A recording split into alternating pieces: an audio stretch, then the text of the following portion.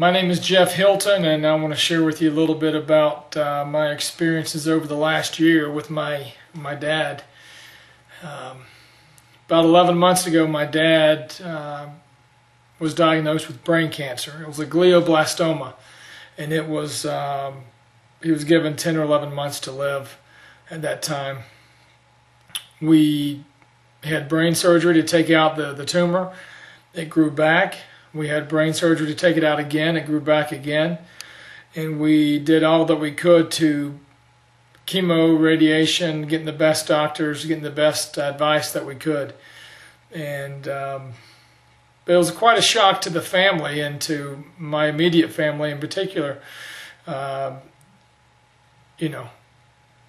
Granddad, or Papa as we call him, was going to die. And about 8 or 9 months ago, as we were dealing with the gravity of this thing, just wanted to spend as much time over there helping and being with my dad as we could. So it turns out that, I thought about it and did not want to have any regrets as I looked back at my dad's life. If he did pass away without God doing a miracle, I didn't want to have any regrets at all. So we ended up renting a house in Augusta. We live in Gainesville, and they were about 2.5 hours away in Augusta, and we didn't want to just go there and stay with my parents, because when you have a sick person, having 3 young kids in the house doesn't bode very well for them, and Dad couldn't take many loud noises, and so we decided to rent a house, and we went and spent a lot of time with my dad. Dad and I got a lot of golf time over the next few months before he got really sick. And, we were there a lot. On the back burner went things like church and work, school, and just some of the friendships and relationships that we had here that we just couldn't be here physically. So we put those things on the back burner, and we spent 8 or 9 months just trying to care for my dad and being there as much as possible. And my dad passed away about a month ago. And I can look back at this time and say that I honestly have no regrets. And, 9-10 months ago, I looked at it and said I didn't want to have any regrets. And now the culmination of this is, I have no regrets. I did all that I could. I spent all the time with him that I could.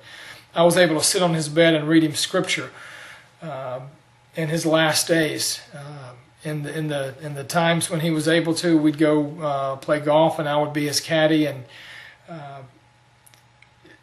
his competitor and his friend and his son, and we had a great time doing that. And Randall asked me the other day, what I learned from the past year and with my dad and what I've taken out of it.